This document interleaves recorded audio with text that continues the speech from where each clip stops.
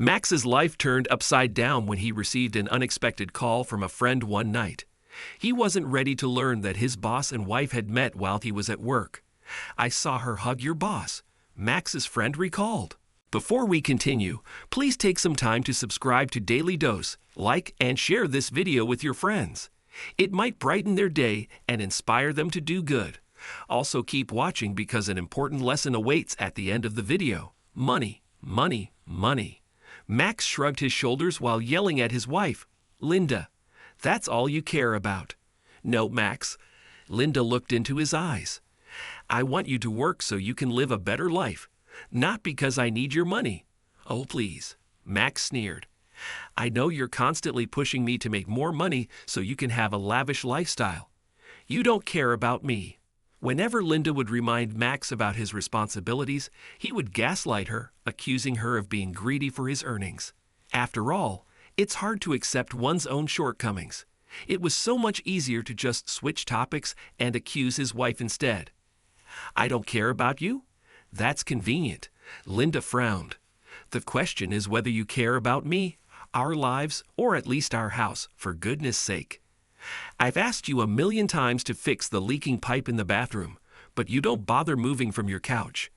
I asked you to fix the door lock last week, but you don't seem to care. Are you ever going to change, Max?" "I told you I would fix it later." Max rolled his eyes, turning his face towards the TV. "Now stop pestering me." Like every time, Max ended the conversation by agreeing to fix things around the house, but Linda was sure he wouldn't move a muscle. She felt frustrated every time Max quarreled with her, making her regret marrying him in the first place. Max went to work as usual the following day and sat at his workstation. He had been working as a call center agent for years and didn't have the zeal to reach for greater heights. He didn't yearn for a promotion or a raise at work because his life was too comfortable to risk for ambition. That morning, his boss, Andrew, asked his employees about their lives. Andrew was a kind man in his early 40s who owned the call center. Before buying the company, he worked a regular job for years. He understood how problems at home could hinder one's performance at work. For this reason, he talked to his employees once a month to learn about their personal lives. "My wife always pushes me to do better at work and earn more money," Max complained to Andrew. "Why can't she just accept me for who I am and stop expecting me to change? I feel so annoyed by her constant bickering." "Well, you could look at your situation from a different perspective, Max," Andrew replied calmly. "Your wife wants you to do better because she sees your potential. She is the woman who fell in love with you and married you after all. You don't know her." Max shook his head in disappointment. "She's greedy for money." "I see how your wife's concerns have caused you stress, but even aside from it, I'm curious. Why didn't you ever ask me for a raise, Max?" Andrew inquired. "I never thought about that," Max lied. "Or perhaps you are too comfortable with the limited way you're living," Andrew asked as he stood up from Max's desk. "Anyway, I will see you around, Max. Please don't hesitate to come to my office if you need anything." "Thank you, Andrew," Max smiled. The truth was that Max was too lazy to change his life.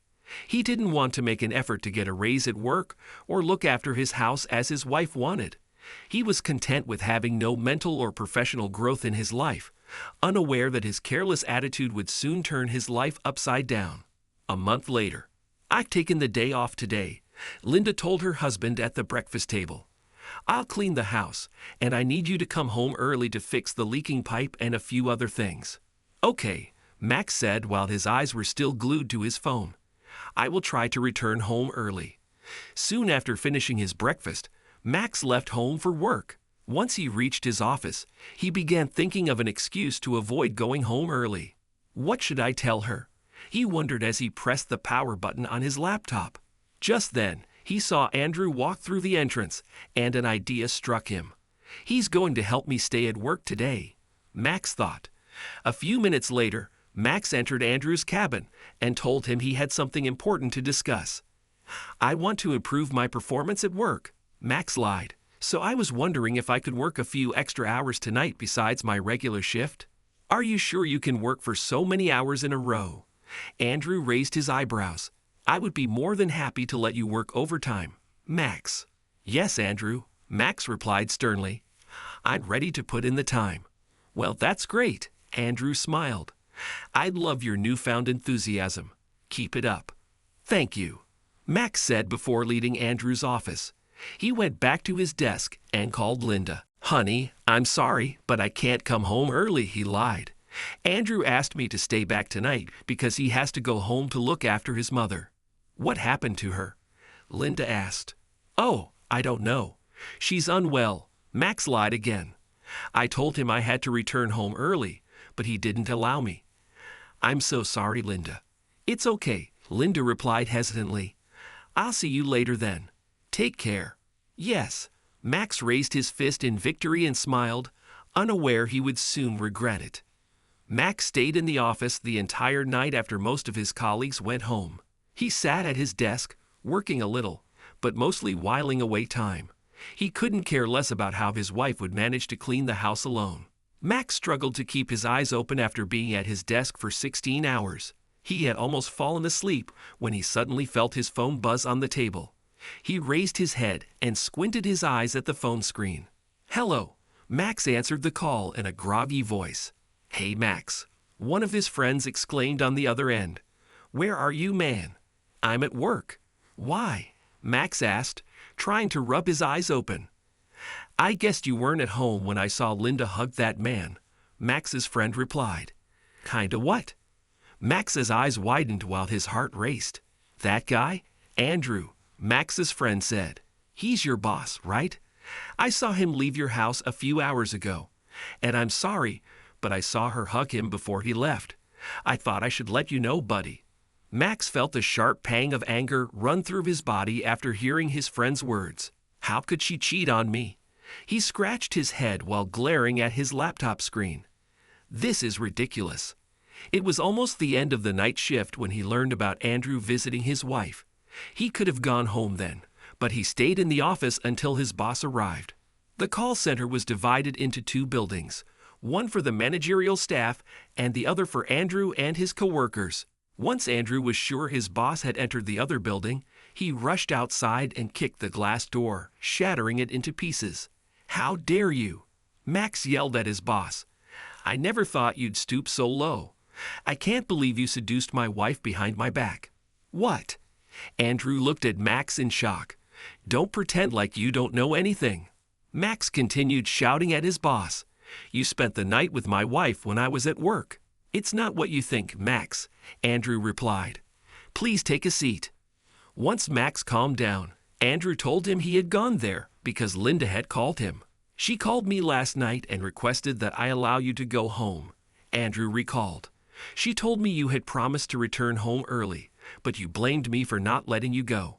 Max lowered his gaze and didn't respond, allowing Andrew to continue speaking. Honestly, I was shocked, Andrew said. How can you lie to your wife so blatantly, Max? Are you that lazy and selfish? Max stammered. I don't know. I didn't tell her you had lied to her, Andrew said. I'd offered to pay for handymen who could visit your house and fix everything, but Linda refused. Her self-respect stopped her from taking my money, but I still wanted to help her. She didn't resist when I offered to visit your house and fix everything. I didn't go there to seduce your wife, Max. The two men talked some more, and it looked like Max was starting to finally see his own faults. I'm sorry for doubting your intentions. Max tried to apologize. I shouldn't have yelled at you like that. I'm so sorry, Andrew. It's okay, Max, Andrew replied. I'm glad you learned your lesson. I did. Max lied and left the office. Later that night, Max yelled at Linda when she returned home. He accused her of cheating on him with his boss. I know why you called him here. Max shouted. You don't like me anymore and think Andrew is better than me. You know he earns more money than me, and that's one thing about him that attracts you the most. Are you out of your mind, Max? Linda yelled. How can you accuse me of cheating on you? He offered to fix the leaking pipe in the door lock, so I let him. What's wrong with you? Oh, please. Max rolled his eyes. The couple kept arguing until Max lost his temper and almost raised his hand.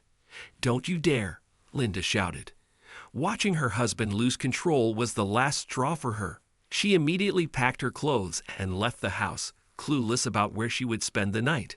Linda walked a few blocks from her house to a motel where she decided to stay.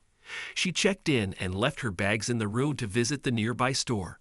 Standing in the last aisle of the grocery store, Linda sobbed while thinking about Max's behavior. She had never expected him to doubt his loyalty, and her heart broke into a million pieces when he did. While Linda was crying in a corner, she felt a familiar manly voice call her name. She immediately turned around and was shocked to see Andrew standing behind her. "What are you doing here?" she asked, wiping her tears.